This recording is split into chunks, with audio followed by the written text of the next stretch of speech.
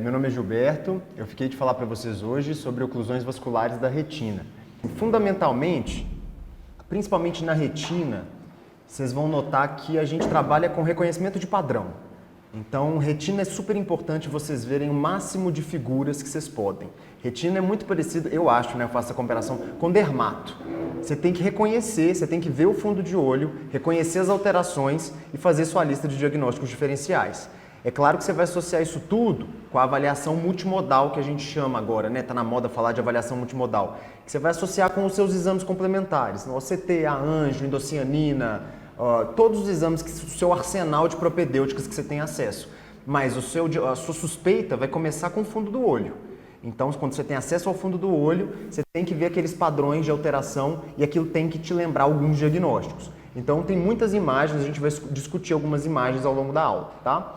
Oclusões vasculares é um tema super extenso, dá para ficar aqui dias falando disso. Então, como tem alguns R1s, né?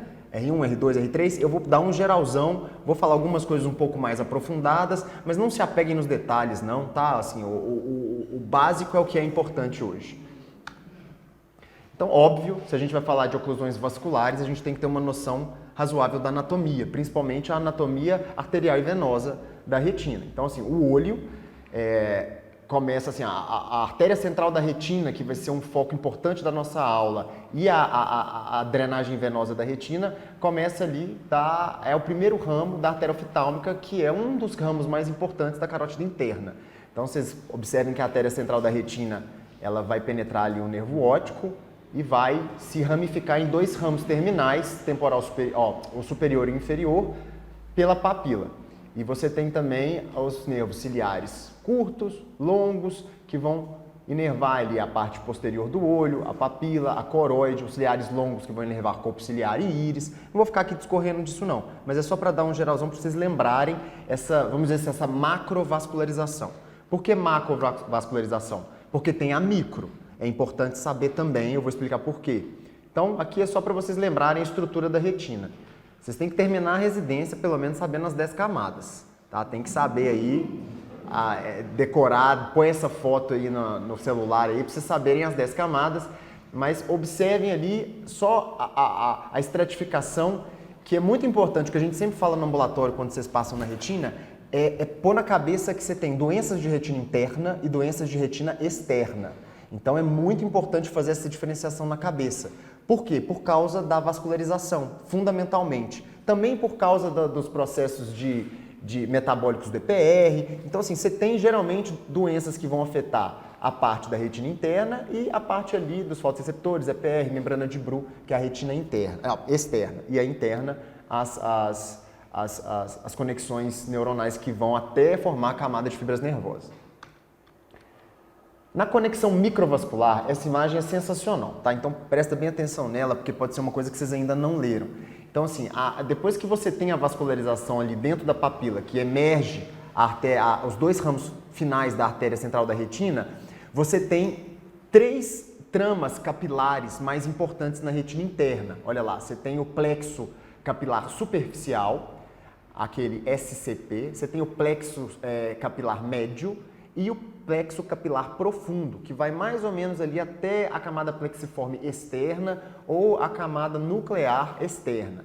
Então, quando a gente fala em injúria vascular, isso você pode ter acometimentos da macrocirculação, ou seja, um trombo na artéria central da retina vai gerar uma obstrução de artéria central da retina. E aí a gente vai discutir isso ao longo da aula. Mas algumas alterações isquêmicas microvasculares geram alterações retinianas sem dar essa apresentação da artéria central, sem dar esse fenótipo.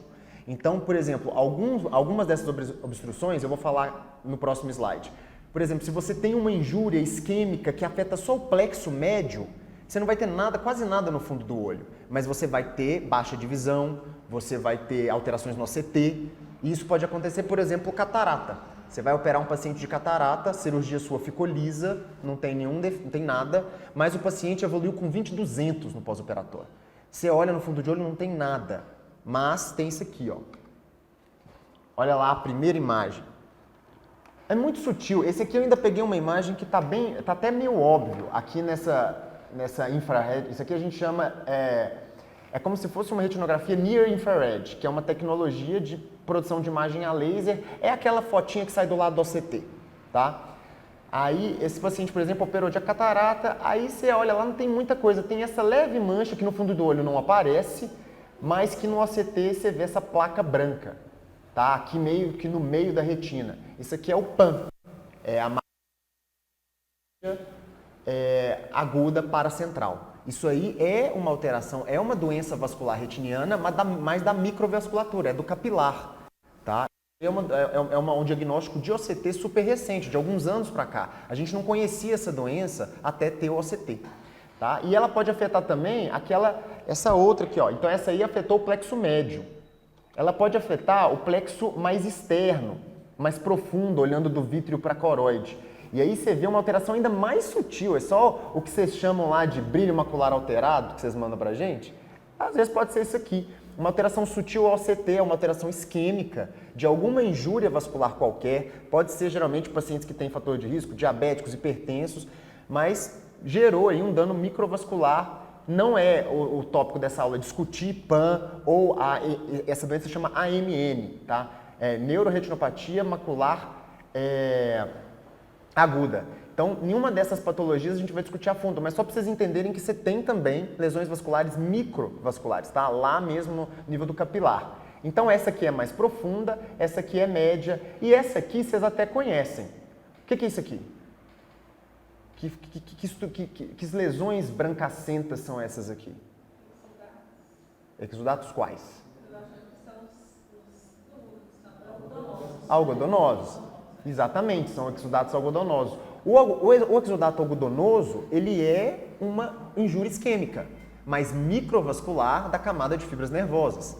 Então, o próprio exudato algodonoso, ele ilustra uma alteração isquêmica superficial, o PAN, que é a figura de cima, média, e a MN, que é a figura de baixo, uma alteração dos capilares mais profundos da retina, da camada externa, tá?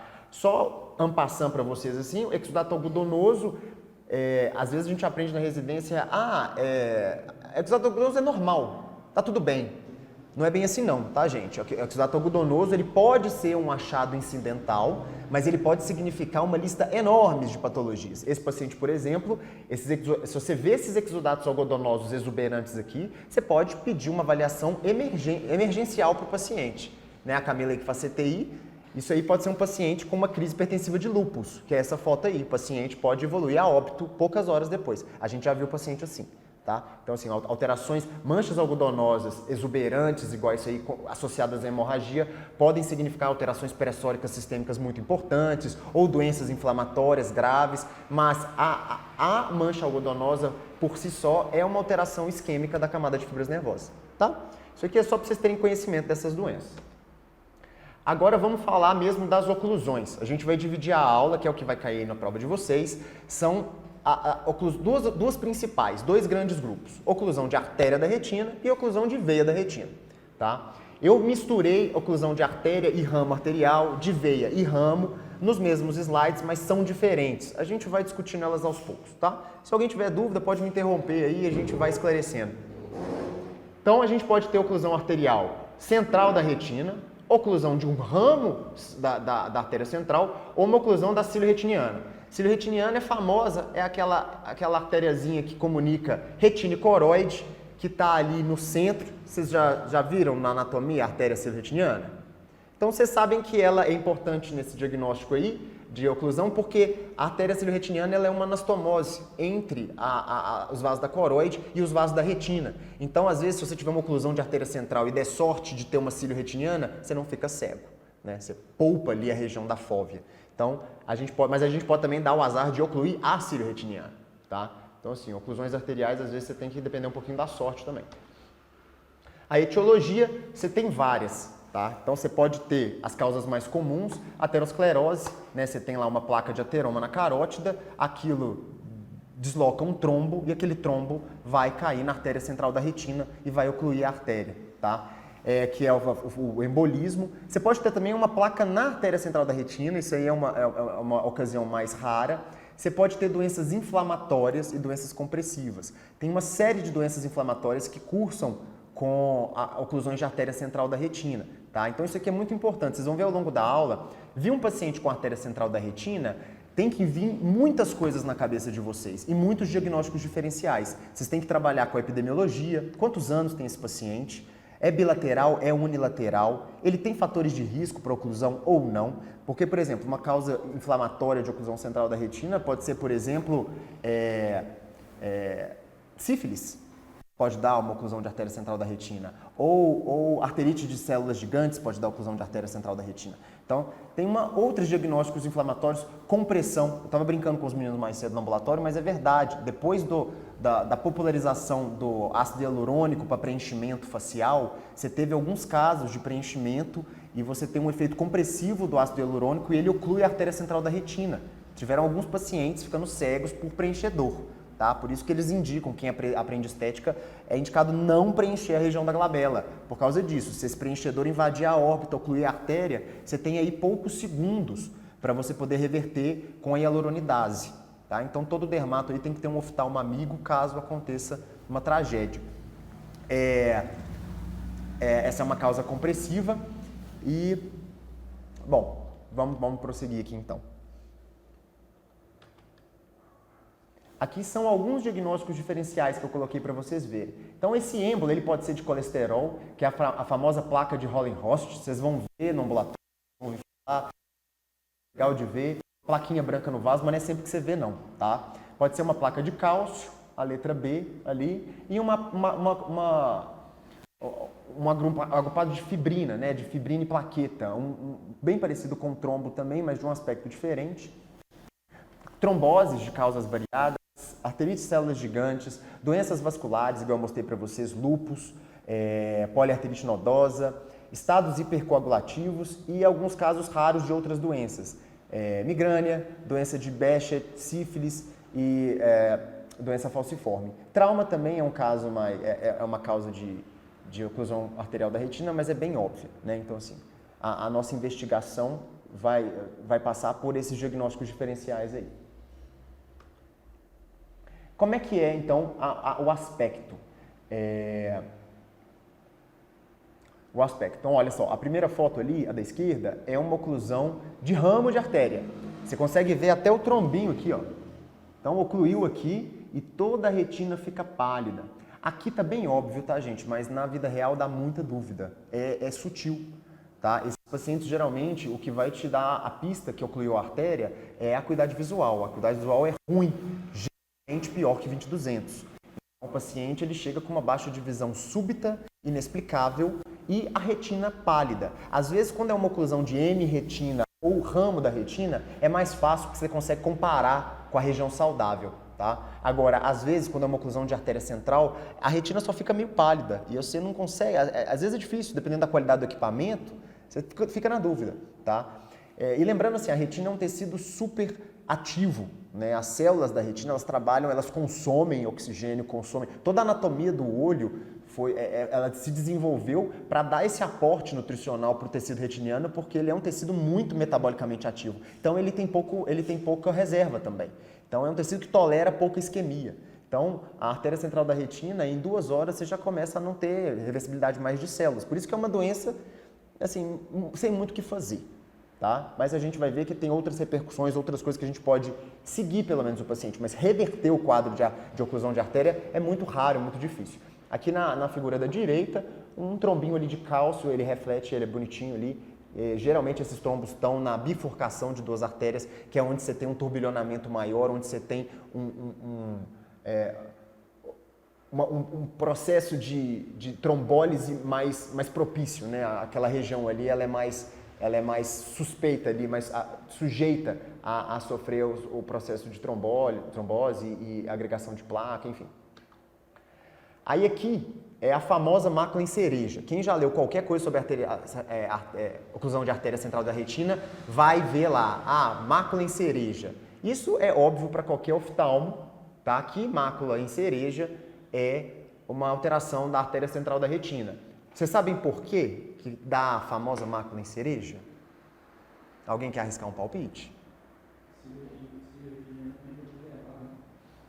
Não, a cílio retiniana ela tem alguns % da população só. Eu não vou arriscar falar a porcentagem, eu não lembro agora de cor, mas não é a cílio retiniana, você veria um outro aspecto. Mas... Quase. A fóvea, ela não tem uma circulação retiniana, assim, a fóvea ela é irrigada pela coroide.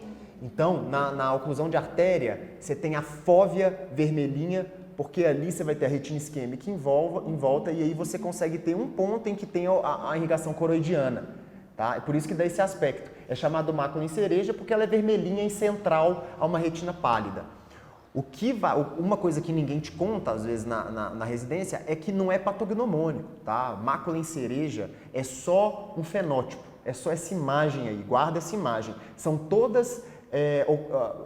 mentira, essa aqui de baixo não é uma mácula em cereja, óbvio, mas as duas de cima são. Só que são duas máculas em cerejas de causas diferentes, tá? Uma é vascular, a outra não tem nada a ver com vascular. E todas as duas dão mácula em cereja.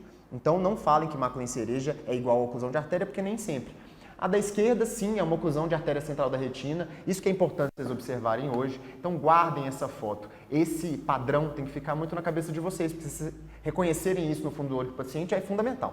Isso aqui não é o tipo de coisa que a gente pode deixar passar, não. Tá? Agora, isso aqui, por exemplo, essa aqui é uma mácula em cereja de um paciente com doença de Fabry, que é uma alteração genética da produção dos lisossomos. Esse paciente tem uma doença genética que ele começa a produzir material extracelular, ele tem uma desordem metabólica muito louca ali e, na verdade, a mácula em cereja só é evidenciada não por isquemia, a retina dele não está isquêmica, ele tem material extracelular em volta.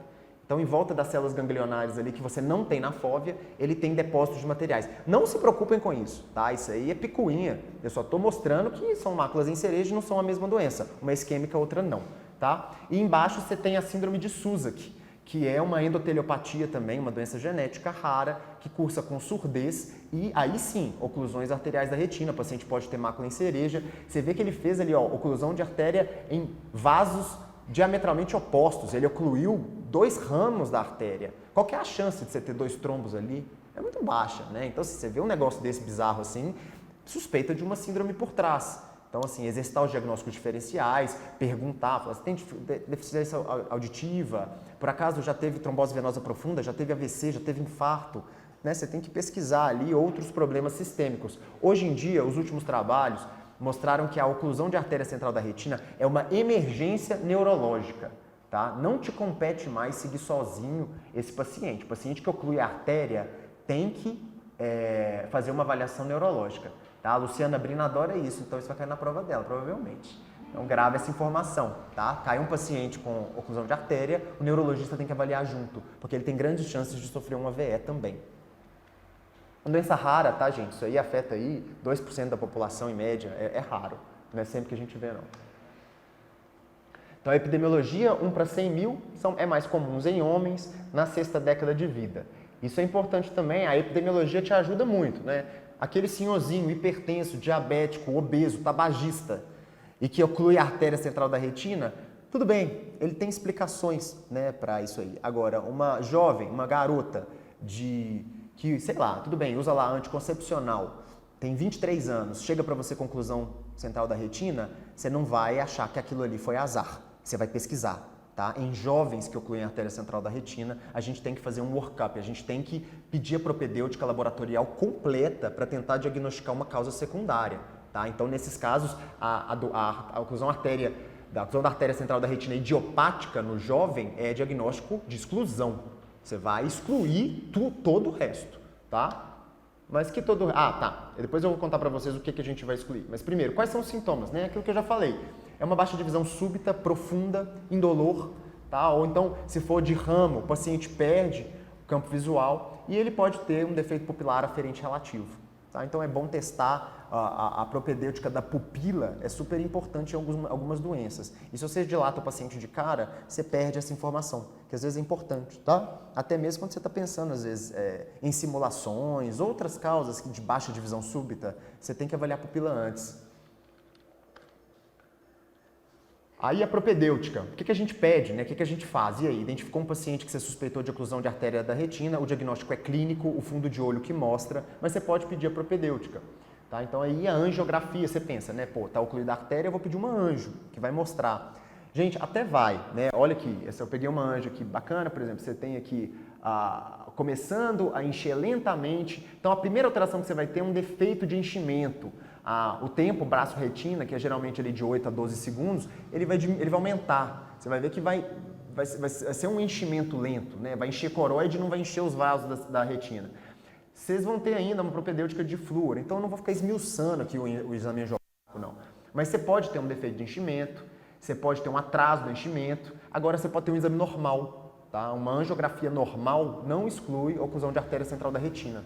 Inclusive porque às vezes você ocluiu, aquele tombo pode soltar ou pode reperfundir, então às vezes você tem uma anjo normal e o paciente ocluiu a retina sim. Aqui, ó, você que perguntou da cílio retiniana, é isso aqui, ó. Geralmente esse vaso, na maioria da população, ele não existe, ele comunica retina e coroide. E aqui, esse cara deu sorte, ó. Ele ocluiu a retina toda, olha aqui não enche, aqui tem um defeito de enchimento, mas ele manteve pérvia a cílio retiniana. Então, provavelmente, ele pode ser até aí, uns 20, 30, 20, 40 e campo tubular, porque morreu a retina toda em volta, tá? Aqui eu coloquei só outros exemplos de oclusões arteriais de outras doenças. Esse aqui é um paciente com IRVAN. Vocês vão aprender depois uma síndrome de... Você tem macroaneurismas, neuroretinite e oclusões vasculares. É uma doença vascular autoimune idiopática da retina. Você não tem alteração sistêmica nenhuma, mas você tem um quadro oclusivo arterial absurdo. O paciente tem que pulsar, é dramático também. A gente teve alguns quadros de IRVAN pós-vacina, por causa de alterações de reconhecimento de epítopos, de antígenos, antígeno de corpo, a gente não sabe explicar direito, mas você tem oclusões vasculares imensas, tá vendo? Isso aqui tudo é retina que sobrou, o resto morreu. Isquêmico, não passa nada mais. E aqui, como é que evoluiu, né? Por que é isso aqui? Esses pontinhos aqui. Laser, isso mesmo. Por quê? A gente vai falar mais tarde, né? Nessas oclusões súbitas, repentinas da retina, você pode ter produção de VEGF, neovascularização e evoluir mal.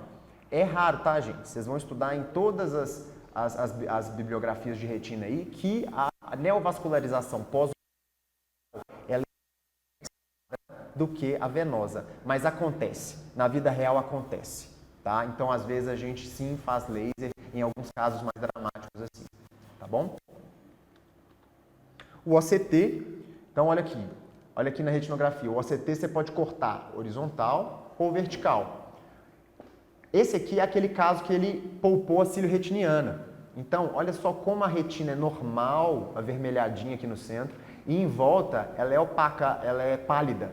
Só que passou o OCT aqui só reto, não pegou nada lá, retina normal, né? Mas quando cortou vertical, olha aí, a parte branca aqui, hiperreflectiva, ela é uma retina edemaciada, isquêmica. Então, aqui é a normal, aqui é a retina isquêmica. É bom vocês terem essas noções, né?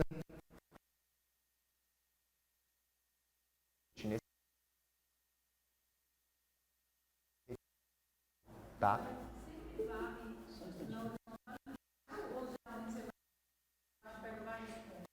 Ó, depende da sua indicação, tá?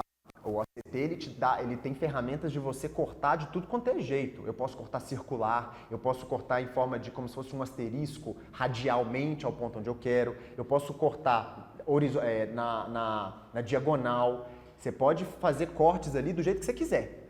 O corte horizontal passando na mácula é o que a gente mais vê, porque ele varre a mácula toda. Mas aqui eu estou mostrando um caso em que, se você varrer da horizontal, você não vai ver nada, não. Aqui, quando você corta vertical, é mais fácil. Então, assim, isso aí é só uma forma de saber usar a máquina, tá?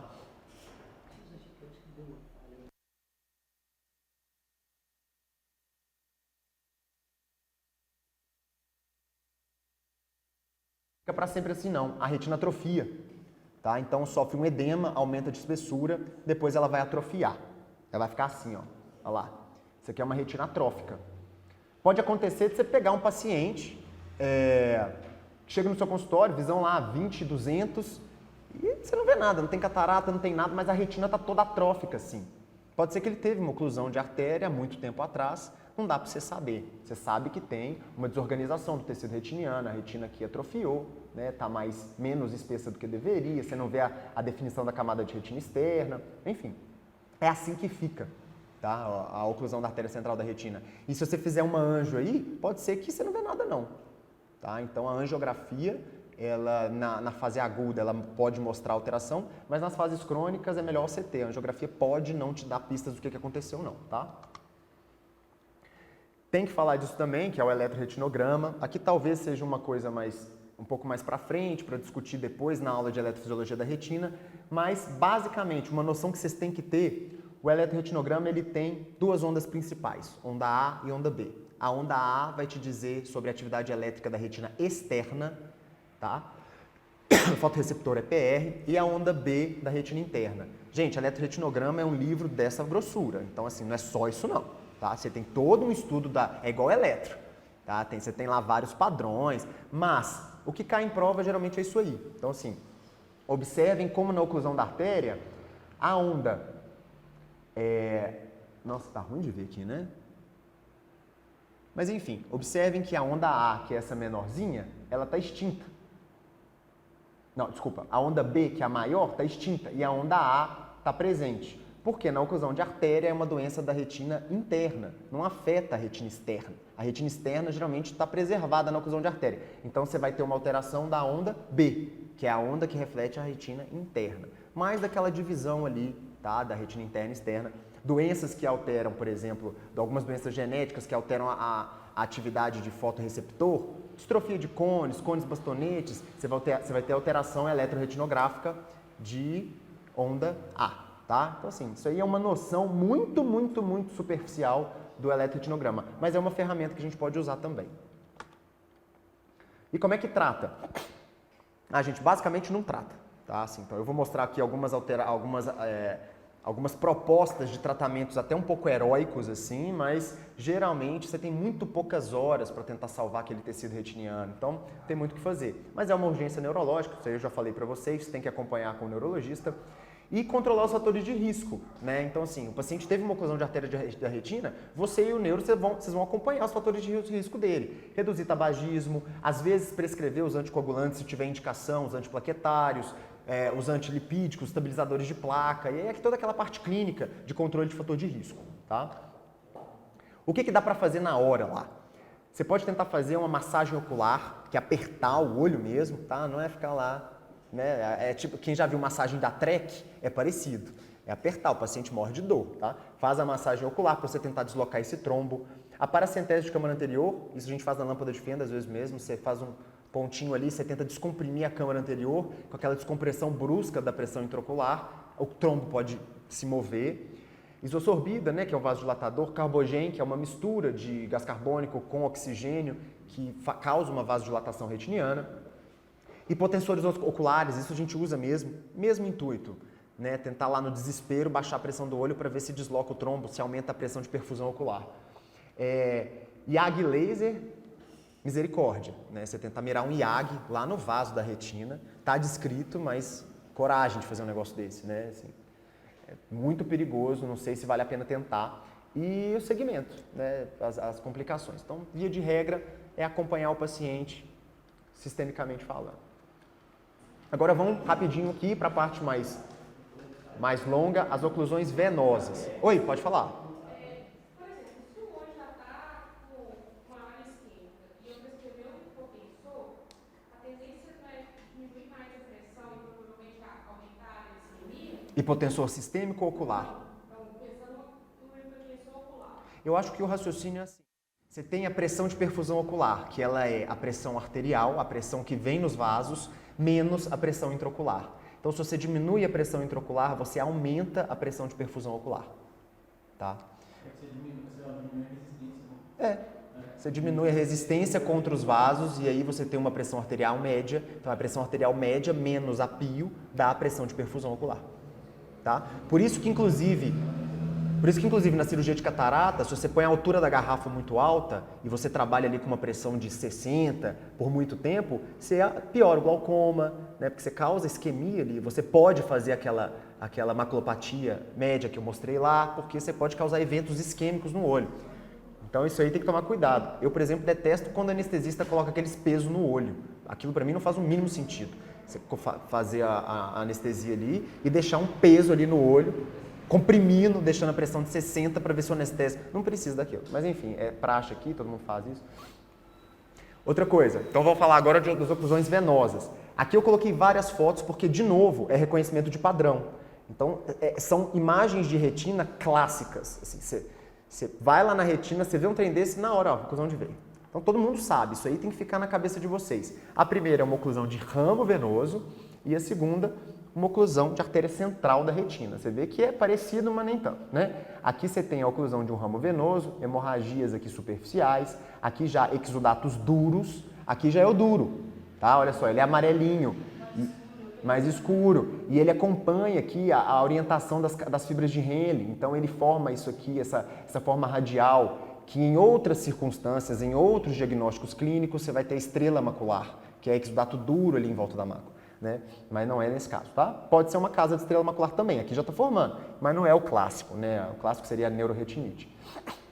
E aqui é a oclusão de veia. Aqui você vê bem mais alterações, né? Você vê várias hemorragias, exudatos algodonosos, provavelmente tem exudatos duros aqui, um disco óptico edemaciado, tortuosidade vascular imensa. Olha esse vaso aqui, ó. Então isso aqui é uma característica clássica também da oclusão de veia, é a tortuosidade vascular, tá? Poucas doenças na retina deixam o vaso desse jeito igual a oclusão de veia, tá? O vaso fica bem tortuoso mesmo, fica uma cobrinha nisso, tá? Quais são os fatores de risco? A idade, hipertensão, IMC elevado, hiperlipidemia, diabetes e alguns fatores oculares, né? Aumento da pressão, drusas, lâmina. Tem uma diferençazinha aí, tá? A gente teve alguns trabalhos que eu vou mostrar na frente que definiram algumas condutas em algumas doenças. Isso para tudo na medicina, mas na retina isso também acontece. Então você tem trabalhos chaves que definiram com grandes coortes multicêntricas, né? Que você definiu o que você deve fazer e o que você não deve. E definir alguns fatores de risco também. Por exemplo, o IMC, ele é fator de risco para a oclusão de ramo, mas ele não é para a oclusão central, tá? E de veia central. E o diabetes é um fator de risco para a oclusão de veia central da retina, mas não é um fator de risco para a oclusão de ramo. Isso aí é só detalhe, tá, gente? Picuinha de prova também, isso não é o que você deve ficar atento não, tá? Mas aí são os fatores de risco. Primeiro, PIO, aquilo que eu falei, aumento da pressão, diminui a pressão de perfusão ocular, você pode ter drusas.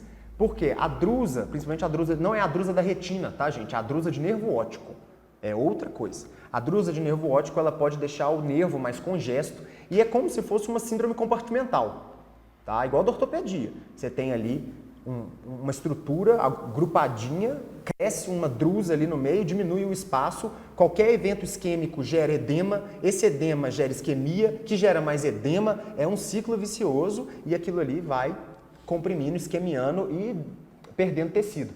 Então a drusa de nervo óptico, ela é um fator de risco, por exemplo, para noia e pode ser para a oclusão de veia.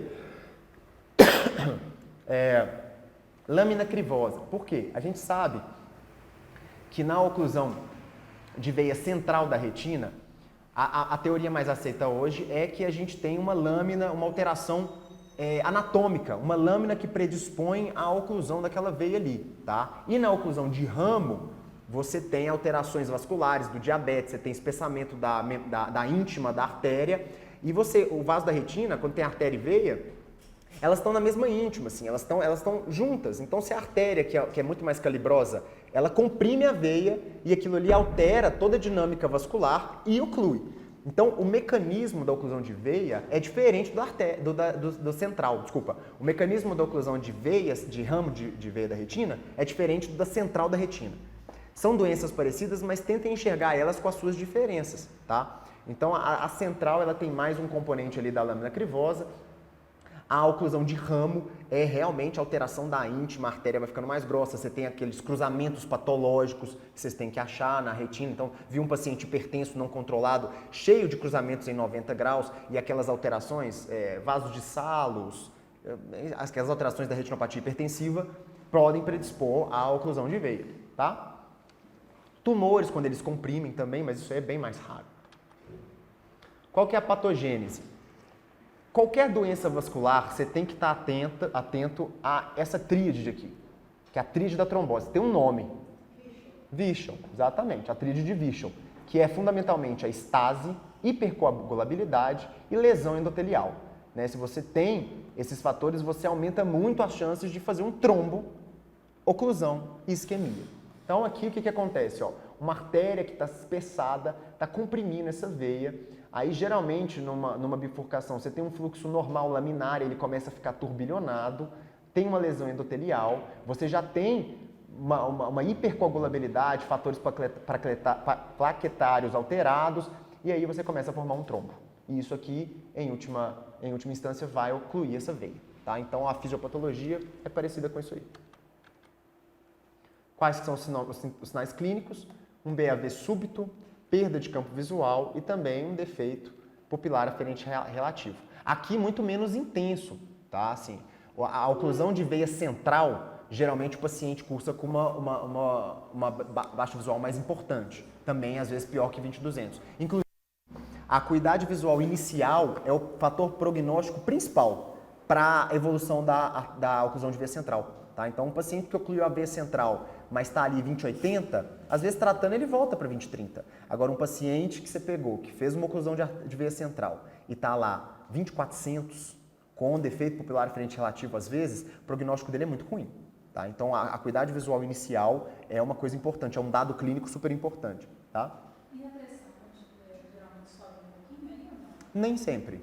Às vezes você não tem alteração da pressão intraocular, tá? Uma outra coisa importante, perda de campo, tá? Então, às vezes, por exemplo, ocluiu um ramo de veia, o paciente não vai perder a visão central. Às vezes ele tem mancha escura, ele perde campo. Geralmente, a prevalência é maior temporal superior, tá? A gente não sabe se porque tem mais cruzamentos patológicos na retina ou se porque mais. A gente acha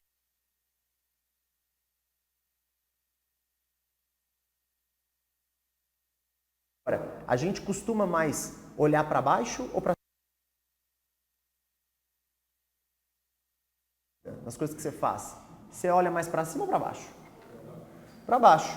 Então, possivelmente, até isso a gente tem que pensar. O paciente, ele nota muito mais as alterações da retina superior do que da inferior. Alterações de retina inferior, às vezes, passam despercebidas. Se você não for muito catatalzinho, você não vai ficar olhando para cima.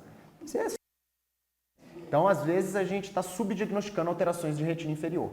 Mas, enfim, isso aí é só extrapolação, tá? Olha aí, mais uma figura.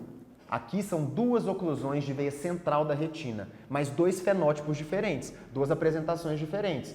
Ó, olha como são vultuosas essas hemorragias. Elas, né, isso aqui pode cursar, inclusive, com hemorragia vítrea. Sangrou tudo, sangrou até para o vítreo. O nervo tá super edemaciado, super hiperêmico. Você vê, quase que você não vê FOV aqui. Esse aqui também ocluiu. Agora, o que chama mais atenção nessa foto?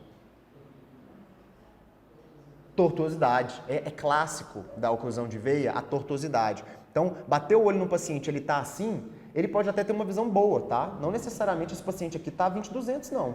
Ele pode estar a 20/40, tá? Se ele não tiver edema na mácula, mas ele ocluiu a veia central. Isso aqui, às vezes, até melhora sozinho, mas você não deve deixar a sorte tomar conta disso aqui, não. Isso aqui exige propedêutica tão quanto isso aqui. Mas os prognósticos são diferentes. São apresentações fenotípicas da mesma doença, gravidades diferentes. Então, enxerguem as coisas sempre, tá, gente? Assim, via de regra, são espectros. Então, você tem a mesma doença causando fenótipos diferentes. Você tem que abrir a cabeça para os diagnósticos, para as apresentações diferentes de uma mesma entidade, tá? Aí, isso aqui, eu quero chamar muita atenção também, que eu vejo vocês errando, mas com razão, tá? Isso aqui não é nada fácil na residência, não. O que vocês acham que é isso aqui, ó?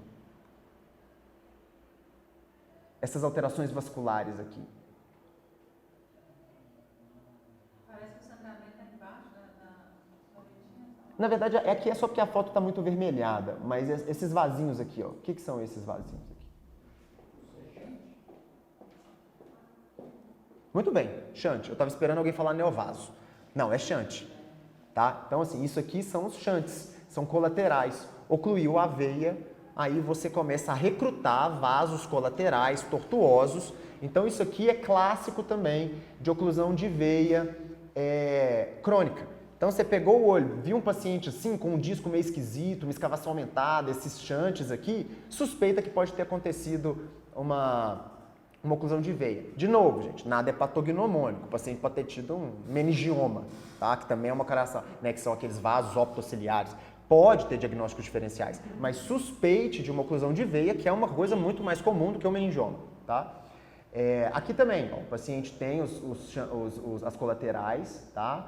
Tortuosidade vascular, hemorragias, aqui um pouquinho, aqui, ó, parecia um exudato algodonoso, talvez, tá? E aqui ele teve uma oclusão, não sei, talvez M retina inferior, mas pega um pouquinho superior. Aí nós vamos ver na anjo o que aconteceu.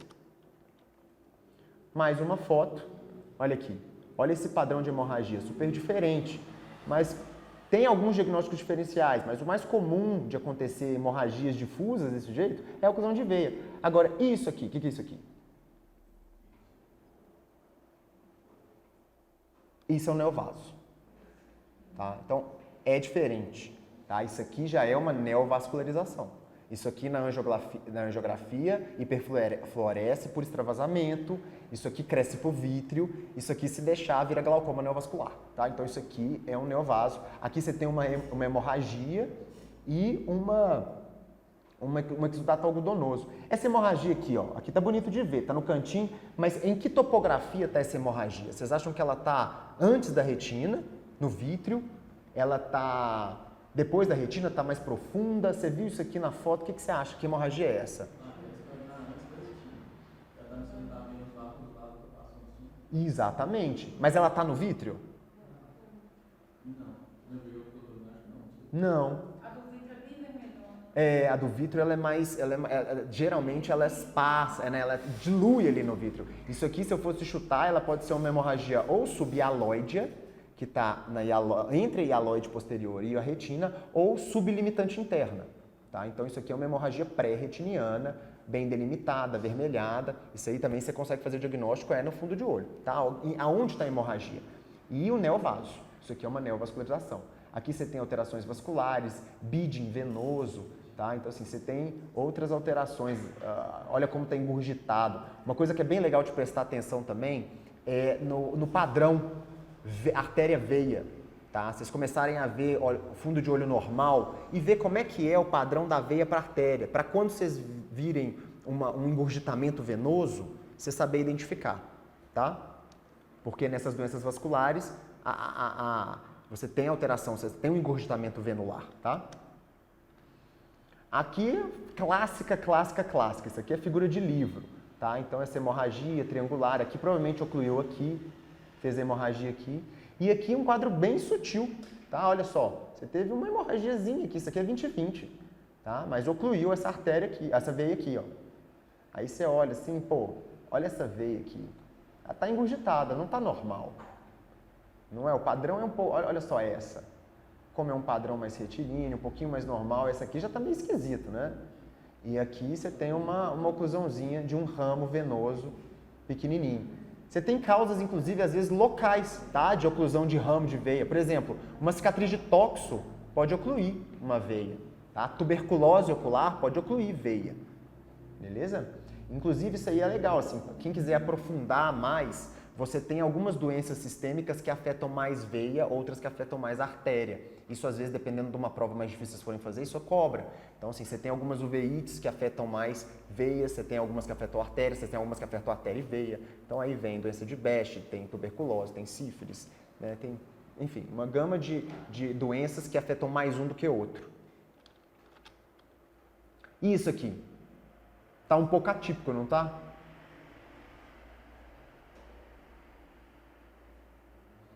Beleza? Ó, eu vou usar essa imagem para descrever como é que eu faço avaliação, tá? Quando eu vejo um fundo de olho. Eu sistematizo na minha cabeça uma retinografia. Laudar. Você tem que ter um script na sua cabeça. Você não pode simplesmente sair caçando achado aqui. Vamos por partes. Então, meios transparentes, porque eu estou vendo as estruturas oculares, então não tem nada no vítreo. Meios transparentes. Aí eu vou para a papila, eu vou para o disco. Aí eu vou descrever. Se for um disco normal, limites precisos, escavação tal, um disco róseo. Não, ali não está nada disso. Então, um disco edemaciado, limites imprecisos, escavação não visualizada. Tá? Padrão vascular. Aí você vai descrever. Se for normal, não. Padrão vascular. tortuoso, engurgitamentos arteriolares e engurgitamentos venulares, algumas interrupções pontuais, possível oclusão de veia, que você já está dando um diagnóstico, então assim, teoricamente isso não é para estar no laudo, mas possível oclusão de veia na veia temporal superior, ali a mácula, aí vai para a retina, uma retina centralmente pálida, hemorragias em chama de vela e ponto borrão. Você vê que você tem padrões hemorrágicos superficiais aqui, mais hemorragias que talvez sejam mais profundas na retina. As hemorragias mais profundas, elas às vezes são mais redondinhas, tá? Então, assim, é difícil falar, mas eu falaria que isso aqui talvez seja uma hemorragia mais profunda, isso aqui é uma hemorragia em chama de vela. Aqui eu tenho uma retina pálida e, opa, uma mácula em cereja. Então, isso aqui é o quê? Uma oclusão mista, tá? Isso aqui o paciente provavelmente deve ter alguma doença por trás. Ocluiu os dois, ocluiu artéria e veia. Tá? Você tem achados de oclusão arterial com achados de oclusão de veia central da retina. Tá? Então isso aqui é uma oclusão mista de artéria e veia. E aqui o nosso xodó, né, a angiografia. Qualquer retinólogo gosta de oclusão de veia. Aqui é uma oclusão de ramo venoso. Então você tem telangiectasias capilares, aqui você consegue ver os vasos mais tortuosos. Aqui você tem um neovaso, por quê? Porque ele brilha assim, ó. Isso aqui é um extravasamento de contraste, a gente chama isso de leakage, tá? Aqui você vê que essa retina aqui, gente, tá mais preta do que essa aqui, não tá? Isso aqui é isquemia, tá tudo isquêmico. Tá? Isso aqui não está vascularizado. Na retinografia isso aqui fica de uma tonalidade. Isso aqui é mais isofluorescente. Isso aqui é hipofluorescente. Tá? Então, não perfusão, isquemia. E aqui a gente tem, o que mais? Os microaneurismas, tá? Que eles estão também hiperfluorescendo aqui. Recrutamento de vasos colaterais. Tá? Isso aqui é importante porque... isso aqui, ó. Provavelmente isso aqui, você pode falar, um microaneurisma, um extravasamento macular, é um indício de edema macular. Tá? Porque na hora que a gente for falar em tratamento, tiveram trabalhos que falaram que você tem benefício em fotocoagular a oclusão de ramo se você tiver mais de 5 diâmetros de disco de isquemia. Guarda essa informação, se cair em prova é um negócio assim que vai cair. Tá? Então assim, a oclusão de ramo, você tem que contar quantos diâmetros de disco de isquemia você tem. Se for mais de 5, tem indicação de laser. Tá? Na oclusão de veia central, mais de 10. Tá? Isso está sendo avaliado hoje em dia, tá? A gente ainda usa isso, mas depende muito do contexto. Você tem que pôr as coisas em contexto. Então, você teve uma oclusão de veia central. O paciente é um paciente não aderente a tratamento, paciente que some, você tem lá 7 diâmetros de disco. Às vezes você vai querer fotocoagular, tá? Outra coisa importante, isso aqui preto. Ó. Isso aqui é uma hipofluorescência. Isso aqui é isquemia? Esse preto aqui? Não. A dica que ele deu ali é super legal. Vê por onde está passando o vaso. Então, essa mancha preta está em cima do vaso. Então, isso aqui não é isquemia. Isso aqui é uma hipofluorescência por bloqueio. Uma possível hemorragia. Tá? Aqui eu não vou... Aqui a gente só sugere, porque eu não tenho a retinografia do lado. Então, na anjo, você sempre faz comparando a ret com a anjo. Tudo é sugerindo. Tá? Aqui é a mesma coisa, ó. Você tem um extravasamento ou uma impregnação de contraste, né, nos vasos que foram ocluídos. O vaso ele fica mais permeável, então ele extravasa contraste, recrutamento de colaterais e uma hipofluorescência por bloqueio, possível hemorragia, uma oclusão de ramo aqui, tá?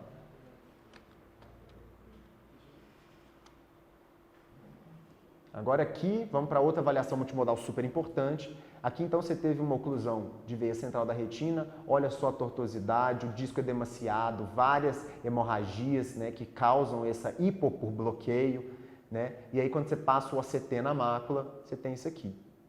Tá? O que é isso aqui?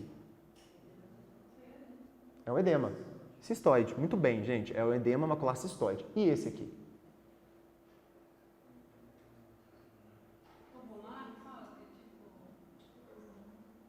É um difuso. Tá? Então isso aqui é importante também para vocês terem essa noção. Então você pode ter o edema macular cistoide e o edema macular difuso. Às vezes um ou outro responde melhor ou pior ao tratamento. Tá? E aqui também, ó, aqui são correspondentes. Tá?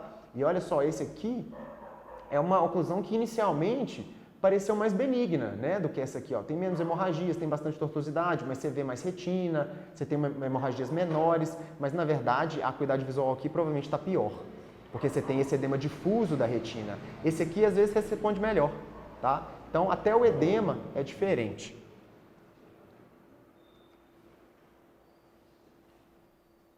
Uai, eu voltei? Voltei. Bom, então a gente viu a propedêutica, você vai pedir anjo, vai pedir OCT lá para ver as alterações, ver se fez edema, se não fez edema. Então, pegou lá, fez o diagnóstico, é oclusão de veia central da retina ou ramo de veia. O que eu vou fazer? Vou fazer anjo. Vai fazer anjo de cara? Essa aqui, ó. Se você fizer anjo aqui, vai sair alguma coisa? Vai ficar tudo preto. Essa hemorragia vai bloquear tudo, você não vai ver nada. Então, via de regra, a gente não faz anjo em oclusões venosas de cara assim. Não sai nada, não tem benefício, tá? Então a gente espera, você vai acompanhando o fundo de olho, quando essas hemorragias começarem a reabsorver, aí sim você faz a anjo, tá? Agora, no da esquerda ali dá pra fazer, você vai ver, tá? Por que você quer fazer anjo? Primeiro, a anjo vai te mostrar isquemia. Então você vai ter uma noção se você vai ter que fazer laser ou não, tá? E a anjo vai te sugerir edema, mas melhor para ver edema é o OCT, então você vai fazer anjo e OCT. O OCT vai te mostrar edema de mácula ou não, que aí você vai fazer tratamento. Laser? Pode até ser, né? Mas melhor o anti-VEGF ou o corticoide. Aqui é aquela parte que eu falei para vocês. Aí vamos supor que você pegou aquela menina jovem que usa anticoncepcional e teve... Ah, não, aquela teve uma oclusão de artéria, né? Mas vamos supor que você pega um jovem. De novo, uma outra. Agora um rapaz. Rapaz, 30 anos... teve uma oclusão na retina, super saudável, não usa remédio nenhum. Então você vai ter que pensar, quais são os diagnósticos diferenciais? Retinopatia hipertensiva? Não, ele tem pressão normal.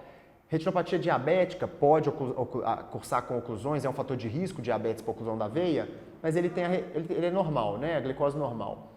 Síndrome ocular isquêmica é um fator, é uma doença que vocês têm que conhecer. Dá uma outra aula, mas enfim, basicamente você tem uma estenose da artéria carótida e aquilo gera uma isquemia no olho, uma isquemia crônica, agressiva, da isquemia até de íris, da uveíte. É uma outra síndrome que faz diagnóstico diferencial com as doenças isquêmicas da retina.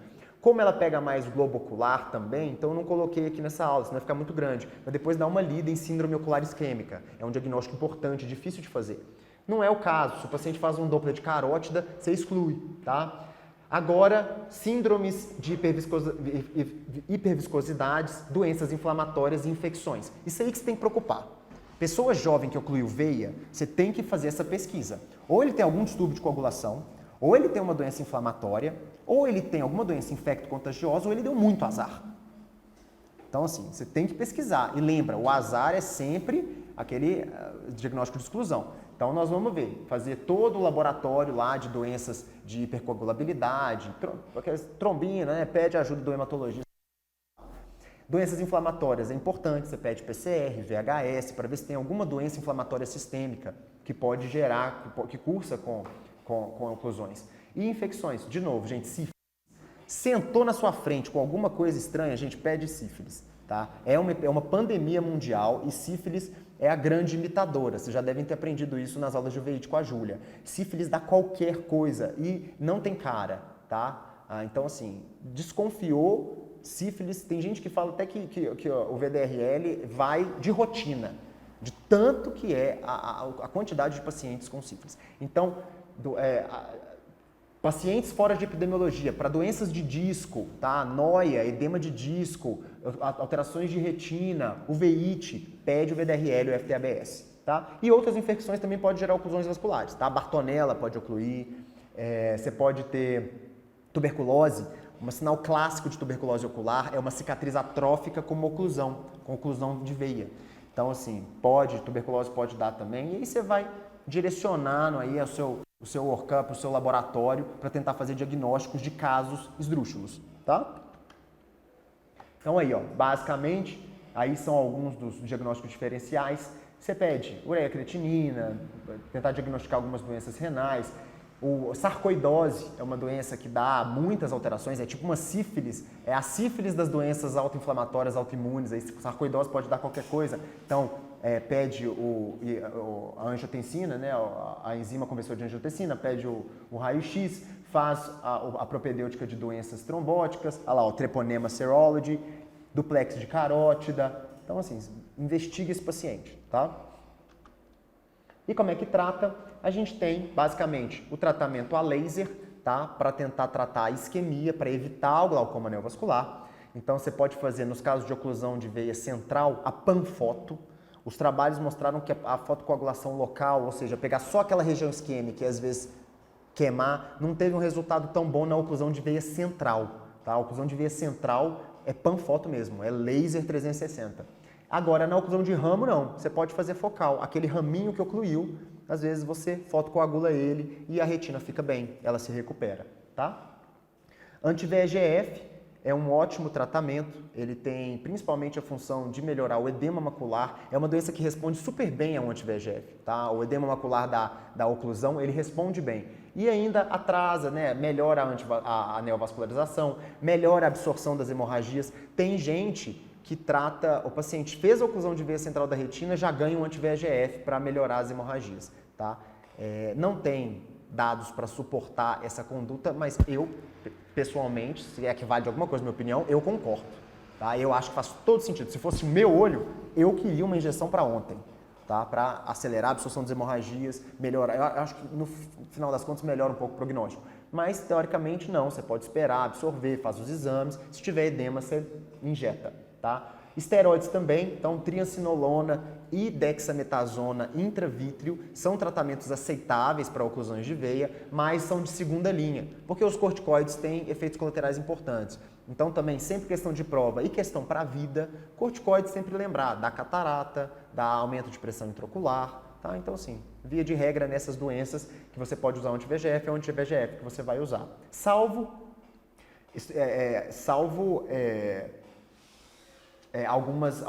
alguns casos de exclusão, por exemplo, gestante, né? Ocluiu a veia central da retina da gestante. Você não pode, você vai ter que discutir muito bem o tratamento com ela. Isso aí é também uma outra aula sobre como você conduz alterações oculares na gestante, mas a gente já teve um caso, por exemplo, que ela fez um macroaneurisma, tinha indicação de fazer um anti-VEGF, mas ela não quis, porque é nível C, tá? O bevacizumab é nível C de evidência na gestação, então pode ser que cruze a placenta, altere o desenvolvimento do primeiro trimestre. Então, agora o corticoide pode usar. Então, talvez numa gestante com oclusão de veia, entre não fazer nada e assistir acontecer o glaucoma neovascular, você pode injetar corticoide. Depois você lida com a catarata, tá? É uma ideia, tá? E não prescrever anticoagulantes e antiplaquetários. Ficou faltando um E ali, tá? Então, a aspirina, num dos trabalhos grandes que foram feitos com oclusão, ela provou que ela piora, tá? Então, se o paciente fez uma oclusão, você passa aspirina, ele sangra mais. Então, não passe, tá? Depois, para controle de fator de risco sistêmico, clinicamente falando, você pode até avaliar. Você não, né? O médico clínico vai avaliar a indicação ou não da aspirina, mas não use anticoagulantes e antiplaquetários para tratamento de oclusão de veia, tá? Não tem indicação, não. Esses são os estudos, tá? Acho que isso aí não é para vocês ainda, isso aí é mais para quem quer fazer retina. A gente tem que saber os estudos grandes, são aqueles estudos que eu falei, randomizados, multicêntricos, que definiram algumas condutas. Então você tem o BVSO, de Branch, o CVSO, de Central, que definiram condutas aí, a questão do laser, do tratamento a laser da oclusão de ramo e central, o SCORE e o GENIVA, que são avaliações da triancinolona, o SCORE, e o GENIVA, que é a avaliação do implante de dexametasona, o Ozurdex, e você tem o BRAVO e o CRUISE, que o BRAVO é de Branch, o C de Central, que avaliaram o bevacizumab, o ranibizumab, se eu não me engano. O legal desses estudos de retina é que eles geralmente seguem um tema, o pessoal gosta de dar um tema. Então, os de veia geralmente são temas militares, CRUISE, BRAVO, SCORE, são temas que lembram coisas militares. Aí você tem os estudos, por exemplo, outros de DMRI, se eu não me engano, que você tem o Marina, que lembram coisas navais. Então, assim, sempre tem um tema. Eu lembro assim, BRAVO, CRUISE, GENIVA, SCORE são estudos para definir condutas de oclusão de veia, tá? E aqui, não deixem acontecer isso, tá? Esse é o glaucoma neovascular. Quando acontece por oclusão de veia, é uma tragédia, o tratamento é complexo, tá? Eu já tive 2, só esse ano, tá? Dois pacientes meus que eu estava avaliando no serviço, operei catarata, aquilo que eu falei, assim, às vezes só o fato de se operar catarata aumenta um pouquinho a pressão, oclui veia, o paciente rapidinho evoluiu para glaucoma neovascular, é rápido, tá? Às vezes, assim, evolui muito antes do que... Agora, eu tenho um clássico, eu não podia terminar a aula sem falar disso, que não sei se já ouviram falar, que é o glaucoma dos 100 dias. Então, o clássico da oclusão é quando você tem uma oclusão central da retina, se você não faz nada, com 3 meses o paciente faz glaucoma neovascular. Então, você não pode comer essa mosca, que não façam isso. Então, assim, diagnosticou, segue o paciente, porque a história natural da doença é fazer glaucoma neovascular em 3 meses. É o glaucoma dos 100 dias. Tá? Então, como take home message, o que vocês precisam, se puder lembrar, assim, eu acho que eu falei algumas coisas importantes, mas primeiro, para a vida, identificar. Então, lembra aquilo que eu falei, reconhecimento de padrão. Gente, se você tiver 30 minutos para estudar retina, não lê um texto, vê foto.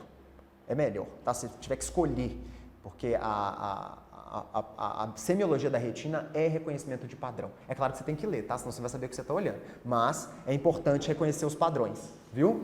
Então, sempre referenciar e tratar. Então, identificou, não está se sentindo bem em tratar, está com dúvida, referencia. Tanto para o neurologista, se for uma oclusão de artéria, ou para o retinólogo, para começar a tratar, porque são doenças que prognóstico faz a diferença. Tá? Então, a oclusão de veia, se você não fazer nada, vai ficar cego. Mas se você fizer o tratamento corretamente, o paciente tem um prognóstico muito bom, dependendo do caso. Fica bom, tá?